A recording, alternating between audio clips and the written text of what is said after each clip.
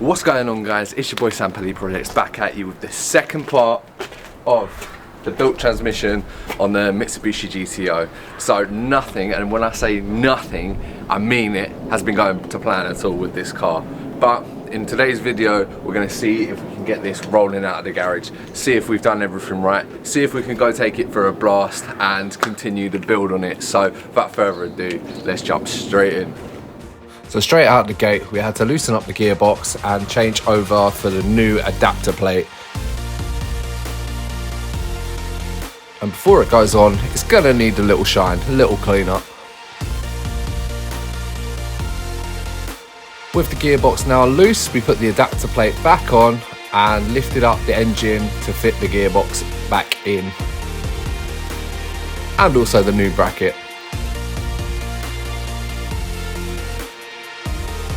And job done. So we have now just got the gearbox on. Happy days. So we've just got one of the bolts in the top. Now we're just going to bolt it up. Yes, mate. Have you been having wiring problems? Yes, mate. Sam's wheel has been eating his harness. Uh-oh. That makes a lot of sense, mate. Yeah. A lot of sense. Okay, I'm Sam Pelly Projects. Well, there's the update for you. My heating controls itself, also my speed sensor as well, but I reckon that's a dodgy sensor, and all kinds of other issues with other things as well, like my lights and all that. So at least we know what it is, so that'll be a fun one to fix. So what we'll have to do is do a better repair at some point, cut these out and actually replace those wires. But for now, we're just going to cover them up, insulate them and get them tucked up higher as a temporary solution. Yeah, expect a video revisiting this at one point, but I'll let Sam deal with that one. Nothing wrong with a little bit of lecky tape, eh? So in the meantime, I started disassembling the dash to feed through the new gear shifter linkage. Sam Pelly Projects doing some work. Would you believe it?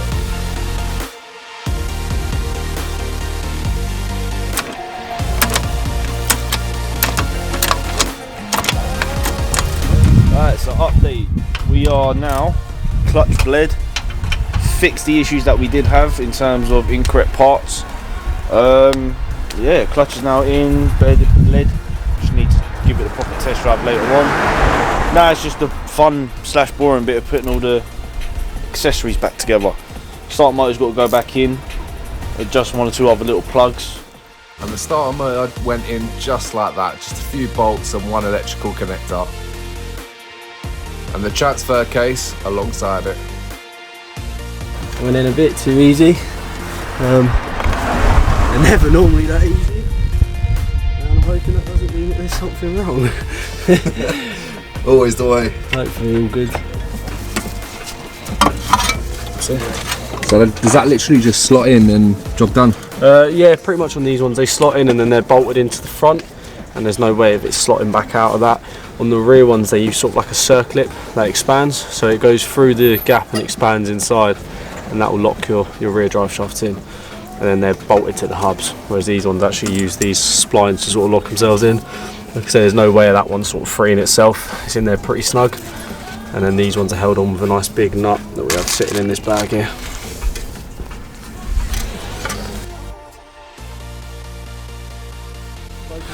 Right, so as you just would have seen, the front drive shafts are the same spline as the non-turbo hubs, which is an absolute win because I only need to get the rear hubs now.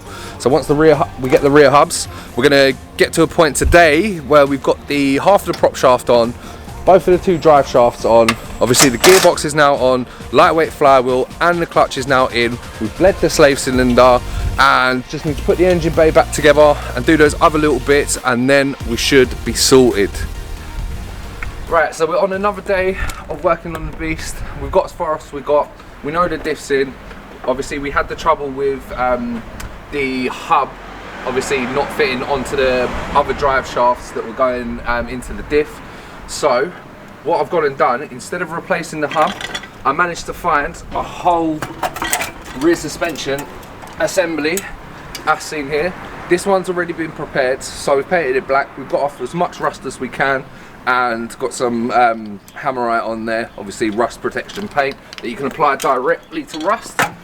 So we're going to get those in, and I've already tried the drive shaft. It links up where it needs to bolt in, so that's a plus. And we've also decided to get ourselves some adjustable camber arms, because after we've done this, obviously we messed about with all the suspension, so we're going to have to get a new alignment. And yeah, we'll go for a street track alignment, but we're not even there yet. So we've got the adjustable camber arms, Evil Empire Performance. There we go. And got to be honest with you, I've already done this side and it was an absolute hassle. Probably really easy for some people that have done this before. It was a bit of a hassle for me. And the drop links decided to break, so we got some new drop links there as well. But now, let's just jump straight in. Let's go. So after whipping the wheel off, I had to disconnect the brake disc, disconnect the caliper completely off of the brake lines, and begin to remove the ABS sensor and the handbrake.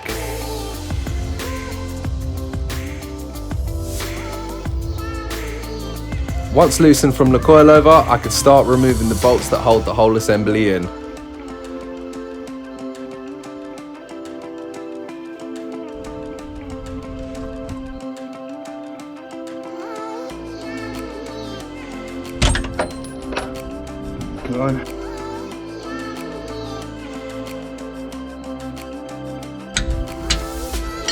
And with everything loose and a little wiggle, came out just like that. And the previous owner kindly left me a rounded off drop link. No problem for the angle grinder. So now I had to get the adjustable camber arm as close to stock as I could. So now it's a case of putting everything back in.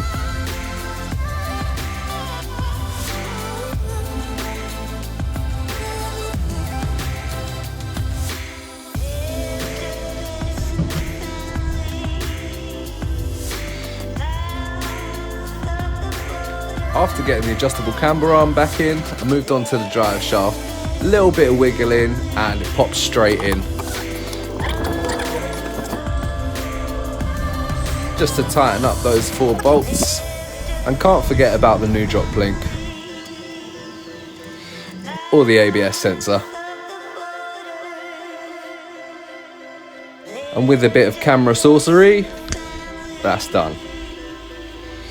So now it's time to fill up the diff, the gearbox and the transfer case.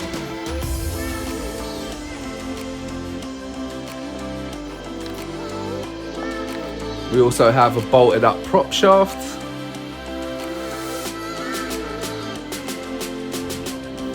And half the exhaust to put back on. The air filter and MAF sensor. And also the battery.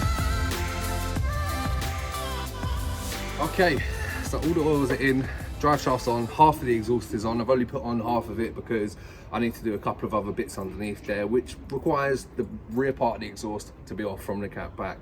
So all the oils are in, gearbox is in, prop shaft is on. So now we need to turn it on. We're only going to turn it on briefly because we haven't done the service yet, but we're going to see if she's alive.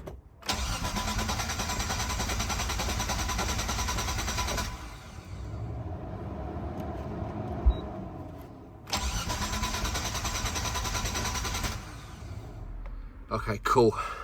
So this was the connector. I forgot to plug back in. I'm not sure what it does, but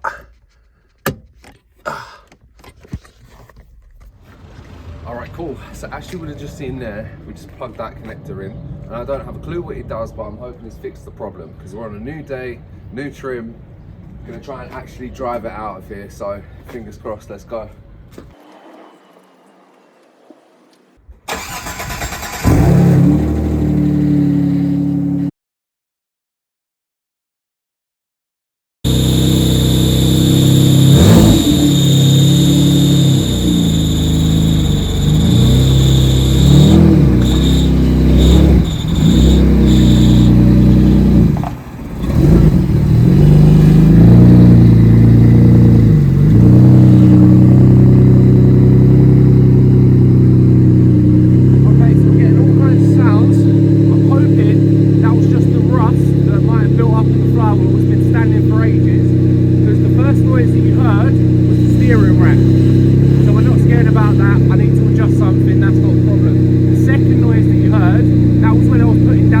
clutch. So I'm pretty sure something wasn't right, but I'm going to put down the clutch now and see what it sounds like.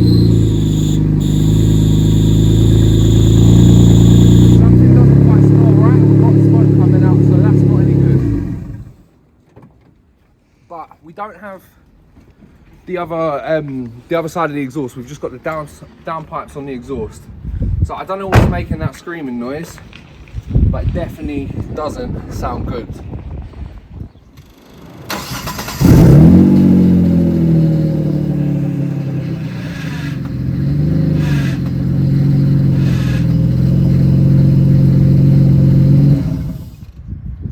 So whatever that noise is, it don't sound good, and it might mean that it's destroyed the gearbox. I don't know what it's going to mean, but we live and we learn.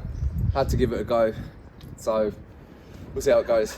But anyways, it's your boy Sam Paddy Projects. We'll see what's going on this car. Tune in next time. Let's go.